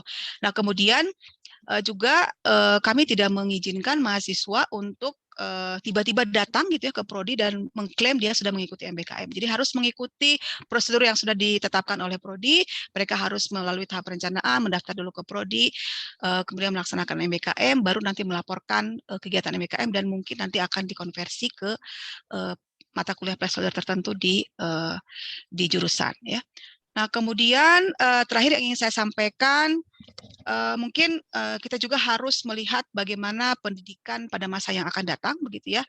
Jadi ini ada Bu Marisa di sini. Tadi saya berbincang sedikit dengan Bu Marisa, gitu ya. Jadi mungkin strategi dalam penyusunan kegiatan MBKM ini juga diarahkan kepada bagaimana kebutuhan profil lulusan pada masa yang akan datang, gitu. Dan mungkin saat ini pada masa yang akan datang, gitu ya, kemungkinan besar knowledge and skill itu akan diberikan di prodi, ya, diberikan pada saat kuliah, ya.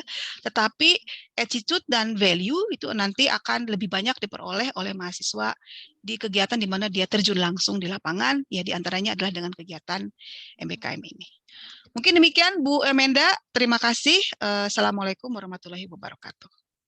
Waalaikumsalam warahmatullahi wabarakatuh. Waalaikumsalam. Tapi kurang lebih intinya sebenarnya Prodi itu sudah berusaha mengakomodir hak mahasiswa untuk berkegiatan di luar Prodi 3 semester ya, dan 2 semester di luar kampus gitu ya. Dan bukannya tadi sudah menjawab TikToknya Mas Menteri gitu, kira-kira apa yang dihadapi oleh program studi teknik lingkungan ITB selama ini dalam menjalankan program MBKM. Baik, kita sudah mendengarkan pengalaman, kemudian apa yang dilakukan, baik itu oleh industri dan organisasi, dan juga pengalaman pelaksanaan MBKM. Sekarang kita masuk ke sesi tanya jawab nih. Sebentar, saya lihat dulu ada yang bertanya apa tidak. Sebentar ya. Panitia sih harusnya tadi udah kasih link itu ya. Link di mana pertanyaan? Oh, pertanyaan yang pertama dari Mas Fajar nih. Mas Fajar nih biasanya concern terhadap pendidikan nih, kita lihat. Ditujukan kepada Mas Darno yang membuat pertanyaannya, yang membuat MBKM disetarakan dengan 20 SKS, faktornya apa ya? Mungkin dari Prodi harus menyiapkan internal guideline supaya hal ini tidak terjadi. Maksudnya yang membuat tidak bisa dikonversi itu harus bisa diselesaikan, kurang lebih gitu barangkali ya pertanyaannya. Silakan Mas Darno. Baik, terima kasih Bu Emenda. Terima kasih Mas Fajar atas pertanyaannya. Jadi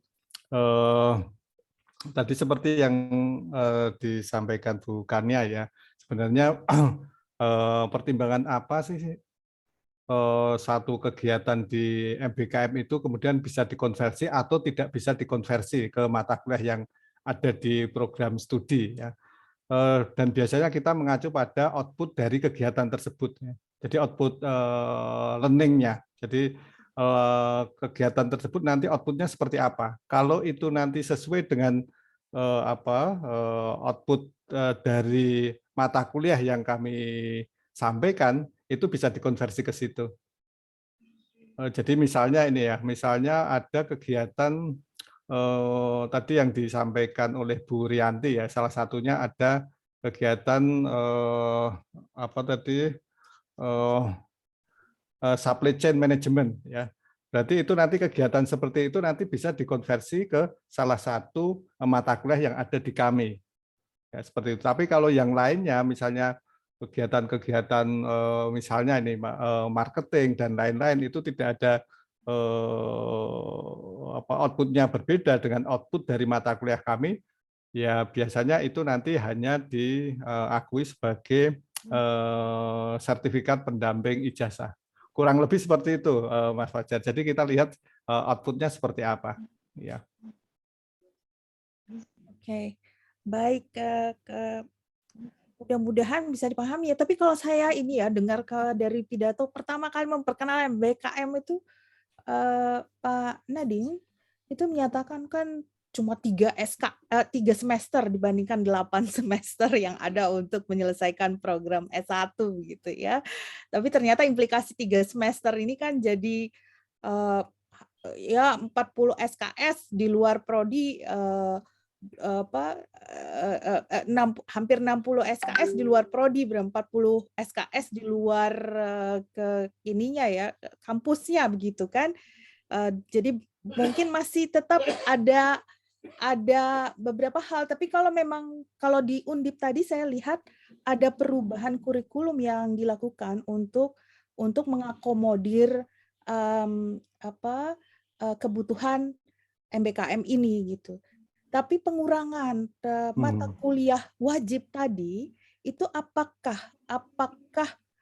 didasari pada bahwa yang sebelumnya itu sudah bisa diakomodir oleh ke mata kuliah pilihan yang akan mengakomodir MBKM, ataukah bahwa dari turunan PEO, learning outcome sampai ke capaian belajar mata kuliahnya itu memang sudah cukup dipenuhi untuk mendapatkan kompetensi teknik lingkungan dengan jumlah mata kuliah wajib yang dikurangi tadi begitu, Pak Darno. Maksudnya dasar pemikirannya apakah begitu ya? Walaupun kita tahu memang di panduan MBKM kan memang ada salah satu cara adalah merevisi kurikulumnya untuk mengakomodir hal ini. Kalau boleh tahu, Mas Darno. Iya, ini Bu Emenda, saya melihat di kebijakan di Undip ya. Pertama kebijakan, kemudian yang kedua mungkin nilai tawar gitu ya. Ketika dari pemerintah kemudian mempunyai kebijakan yang top down, biasanya kemudian nanti kami langsung mengakomodir gitu ya. Baru nanti setelah mengakomodir mungkin di lapangan bisa belok-belok begitu istilahnya ya. Nah, sehingga sebagian besar di prodi-prodi di Undip itu memang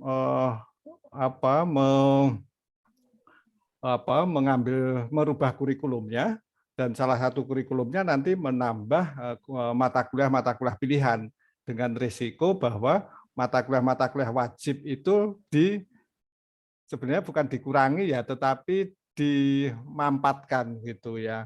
Ini kami ambil contoh misalnya seperti ini.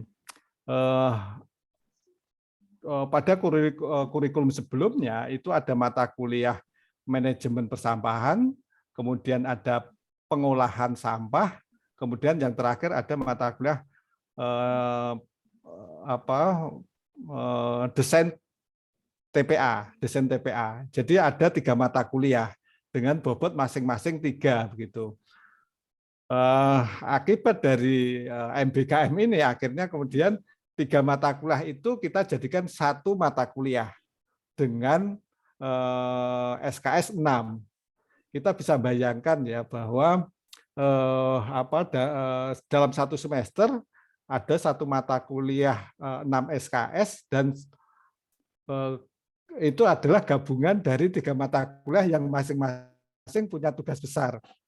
Jadi, tapi mau tidak mau itu tadi yang yang kami sampaikan di depan bahwa di Undip sebagian besar di Undip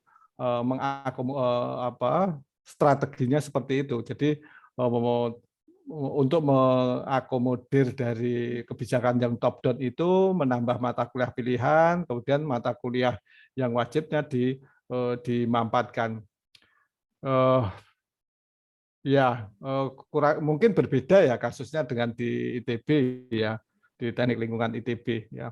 Dan ya memang realitanya seperti itu, Bu Menda dan yang lain-lain ya. Mungkin juga sebagai informasi, mungkin kasus yang beda lagi adalah kami di Teknik Lingkungan sekali angkatan itu 200 ya. Saya kira lebih banyak dibanding Teknik Lingkungan ITB ya, dengan sarana prasarana yang mungkin sebaliknya ya. Tetapi memang itu tadi mungkin kebijakan yang berbeda di Undip. Gitu Bu Emenda.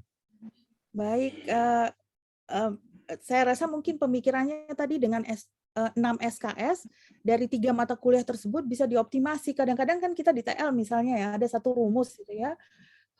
Rumus Stokes itu hampir semua mata kuliah itu ada menggunakan rumus tersebut gitu. Jadi kalau misalnya ada 3 mata kuliah yang bisa dioptimasi, jadi kita tidak melakukan lagi penurunan bagaimana cara menurunkan rumus Stokes, tapi sudah diaplikasikan di minggu-minggu terakhir kuliah, barangkali begitu yang bisa dilakukan dengan capaian learning belajar yang tetap dipenuhi begitu ya. Mungkin saya rasa ini terobosan juga sih. Jadi tidak ada pengulangan, karena kan ada kalanya kita 1-2 pertemuan itu seperti mengulang yang lalu gitu ya, yang udah didapatkan di mata kuliah yang sebelumnya. Baik, terima kasih Mas Darno. Sebenarnya ada pertanyaan dari Mas Robi nih, tapi saya ke Paragon Corp dulu ya dan Waste for Change. Saya mau melihat mengeksplorasi dari sisi industri dan dari sisi organisasi atau institusi gitu ya.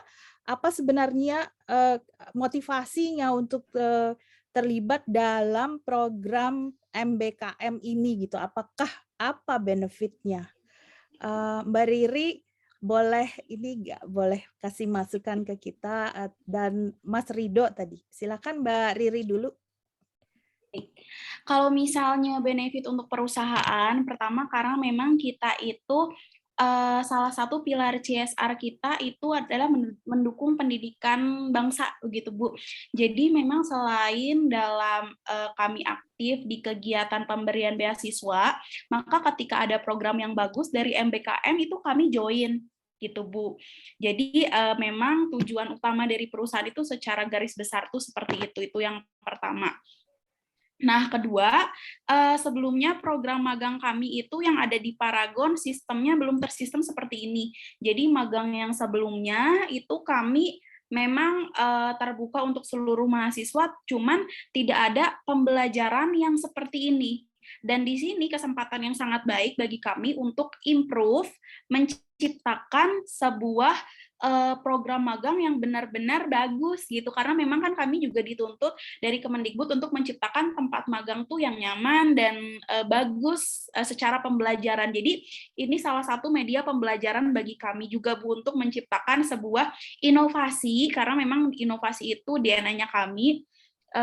Jadi kami berinovasi untuk menciptakan internship yang semulanya tidak terprogram, sekarang menjadi program yang alhamdulillah bagus dan diapresiasi juga oleh Kemendikbud. Jadi 2 poin itu sih sebenarnya Bu, untuk pilar CSR kita dan untuk pilar inovasi kita gitu.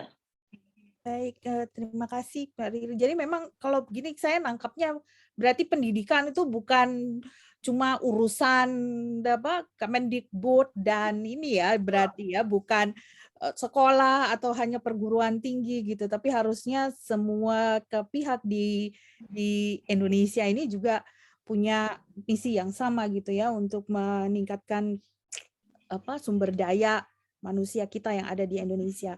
Silakan Mas. Terima kasih Mbak Riri. Silakan Mas Rido. Kalau kira-kira apa benefitnya dan apa yang memotivasi ikut terlibat dalam MBKM ini? Terima kasih. Oke. Jawabannya dari mana ya? Yang pertama, mengikuti program ini tentu kalau ngomongin kalau dari sisi human capital pasti ini tuh salah satu channel untuk kita bisa mendapatkan talent terbaik dari muda gitu kan. Itu kan biasanya bisa kita lihat tuh, apalagi ITB salah satu kampus yang paling baik. Terus kita kan bidangnya sebenarnya bidang lingkungan kan. Westport Sense itu kan sebetulnya startup di bidang lingkungan khususnya di sampah. Dan makanya serapannya dari anak ITB itu akan banyak terutama dari teknik lingkungan sehingga sampai sekarang banyak gitu. Dan dalam kenyataannya memang tidak semua ilmunya dipraktekkan gitu. Justru banyak hal yang memang harus dipahami bareng-bareng bagaimana sebetulnya permasalahan yang terjadi. Nah, benefitnya yang pertama itu, yang kedua tadi ya mendukung visi Mas Menteri gitu. Tentu saya secara pribadi pengen juga ya berinvestasi terhadap anak muda kita. Kadang kan anak muda zaman sekarang itu kan sebenarnya pinter-pinter gitu. Tapi kalau kita ngomongin mentalitas gitu, mentalitas tadi, sekarang kan kayaknya zaman hilang-healing gitu ya. Banyak menghilang untuk healing gitu. Kayaknya tuh di usia-usia seperti itu kayak lebih rentan gitu. Kayaknya, nggak tahu yang saya lihat ya Bu ya. Makanya model-model seperti ini tuh sebetulnya wadah agar anak muda itu, generasi muda dalam hal ini mahasiswa yang akan memasuki tahap berikutnya itu dididik mentalnya, terutama ya dididik mentalnya.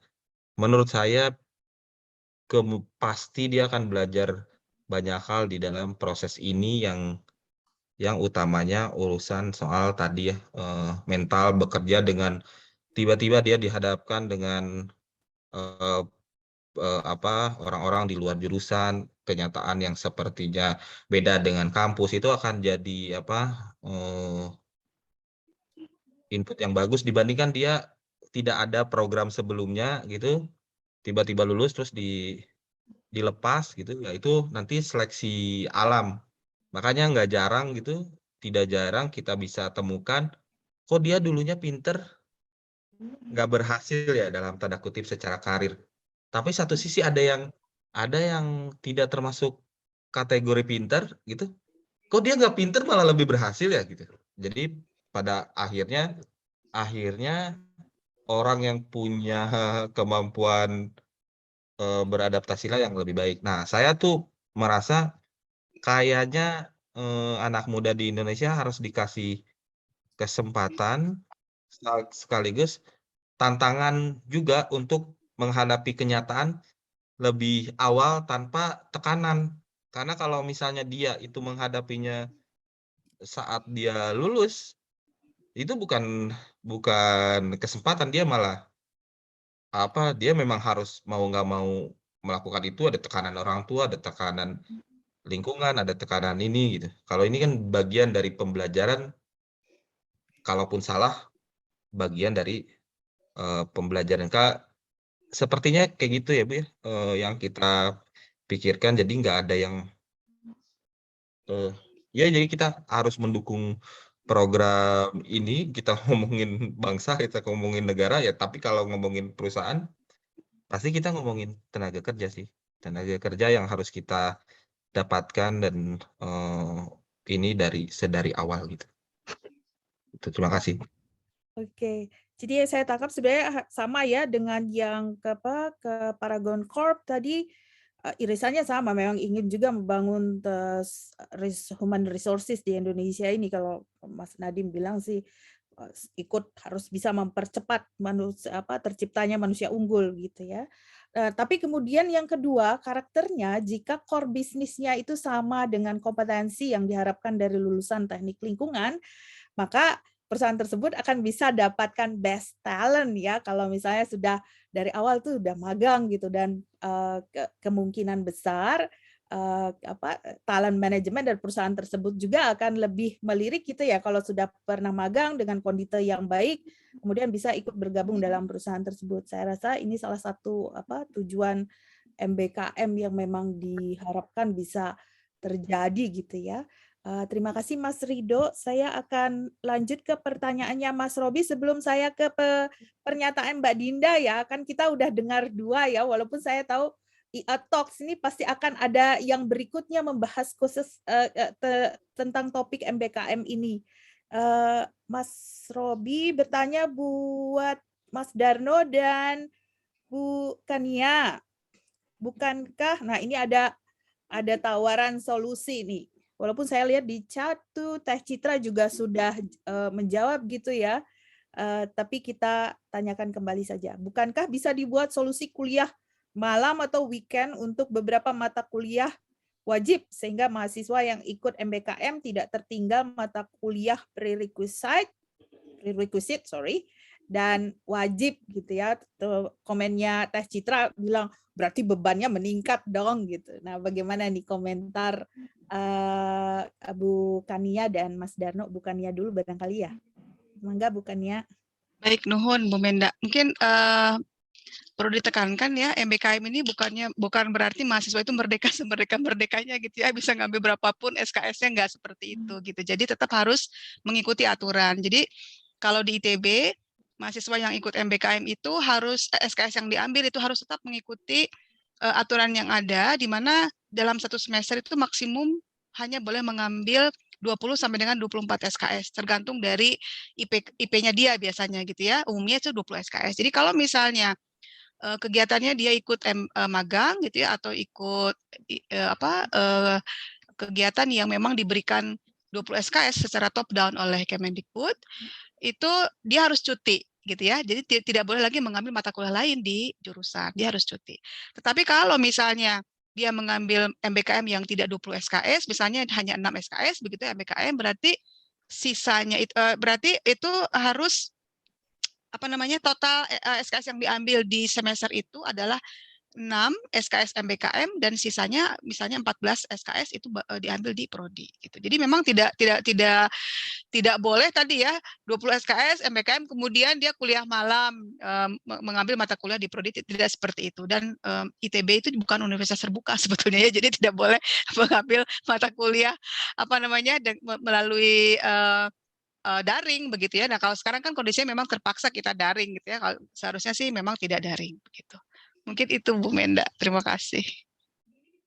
Oke, terima kasih Bu Kania. Kita dengar pendapat Mas Darno dulu ya. Saya sapa dulu ini alumni TP angkatan berapa nih?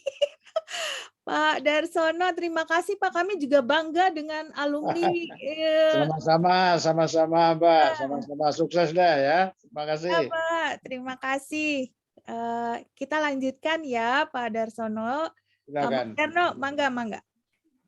Baik, terima kasih Bu Emenda. Mungkin menarik juga ya. Mungkin sedikit cerita. Jadi sekarang sebenarnya kira-kira bagaimana sih beban kerja seorang dosen begitu ya, yang kayaknya kok enak begitu ya, bisa mana-mana datang tidak harus jam 8 dan sebagainya.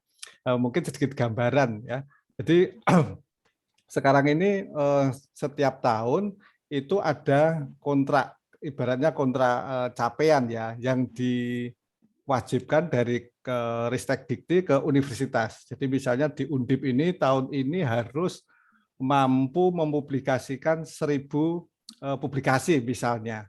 Atau tahun ini Undip harus menghasilkan sekian M kerjasama dengan pihak lain gitu. Kemudian kontrak tersebut kemudian diturunkan ke setelah universitas di tingkat fakultas. Kemudian di fakultas kemudian diturunkan ke tiap-tiap prodi bahwa misalnya prodi tahun ini harus publikasi 100 artikel. Kemudian juga prodi tahun ini harus melakukan kegiatan pengabdian masyarakat sekian SKS dan sebagainya. Nah, ini jadi yang pada saat kondisi pandemik ini kemarin kita hitung. Jadi rata-rata dosen kami itu rata-rata itu satu dosen itu beban kegiatannya setara dengan sekitar 25 SKS. 25 SKS. Artinya padahal sebenarnya maksimalnya hanya 16 SKS. Bahkan ada dosen-dosen yang SKS konversi SKS-nya itu sampai 40 SKS dan sebagainya. Tadi seperti yang disampaikan Bu Kania, satu SKS itu setara 170 menit. Kalau satu dosen itu SKS-nya 40 seolah-olah satu hari kerjanya 40 jam. Lebih dari 24 jam. Jadi tadi yang sampaikan mungkin tidak misalnya dilakukan kegiatan jam-jam di luar jam kantor. Sebenarnya ada di beberapa kasus universitas mungkin memungkinkan ya, tetapi secara umum sebenarnya sudah tidak mungkin ya. Karena memang beban dosen itu sekarang terutama untuk perguruan-perguruan tinggi negeri itu sudah sangat-sangat banyak karena memang itu tadi bahwa setiap tahun kita ini membuat kontrak dengan Ristekdikti bahwa harus publikasi sekian, harus pengabdian sekian, harus sekian dan sebagainya begitu. Jadi di sisi lain kita dituntut seperti itu, kemudian di sisi lain juga sekarang misalnya penambahan dosen PNS sudah tidak mungkin, ada tidak ada tambahan PNS lagi dan sebagainya. Tapi menarik juga tadi sempat ditulis di situ, misalnya kita membuat materi-materi kuliah yang sifatnya video, gitu. Itu saya kira itu juga salah satu upaya bagaimana dosen harus smart gitu ya dengan teknologi-teknologi yang ada. Saya kira itu Bu Emenda. Terima kasih Bu Emenda. Baik, terima kasih Pak. Sekarang manggilnya Bapak nih, Pak Darno dan Bu Kania.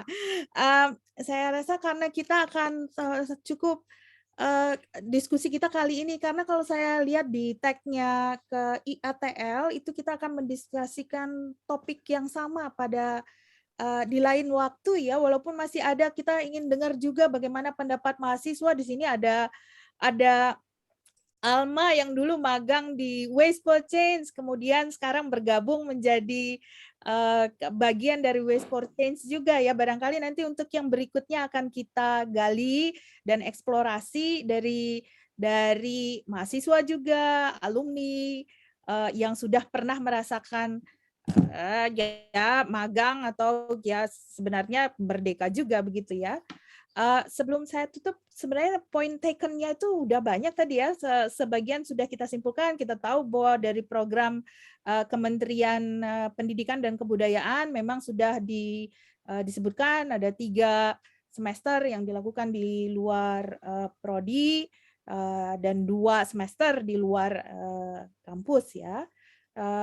Dan berdasarkan pengalaman Paragon Corps dan Waste for Change itu memang banyak manfaat sebenarnya kalau mahasiswa itu bisa terjun dulu ke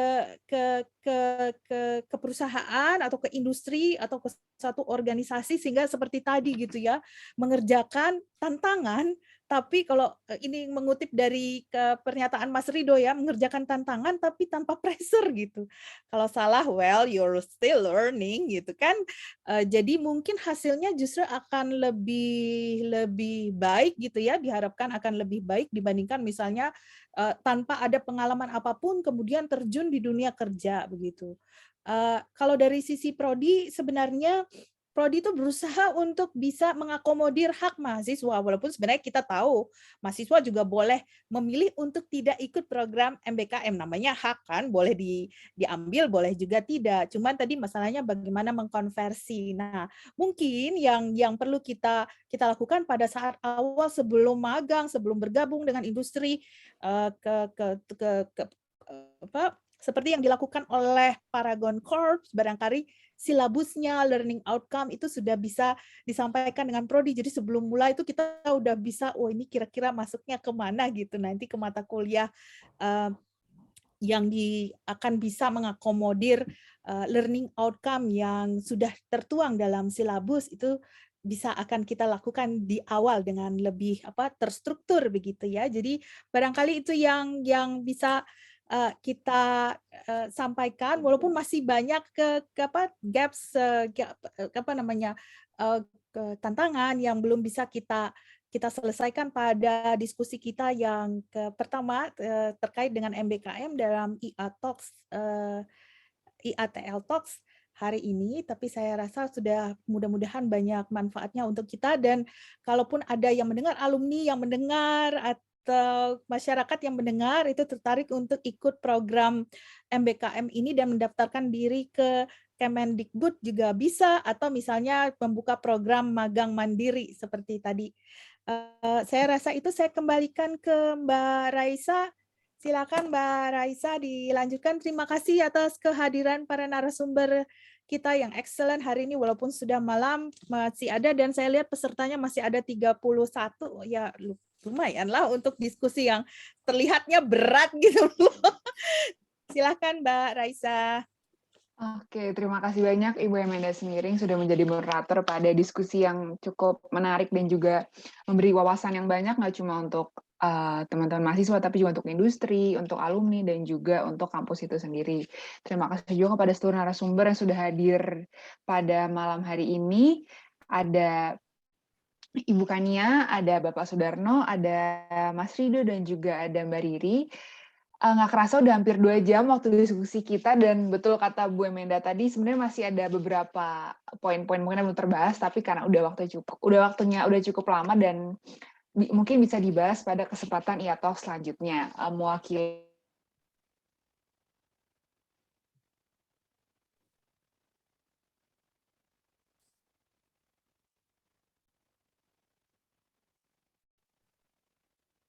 pelaksanaan IATOK pada malam hari ini.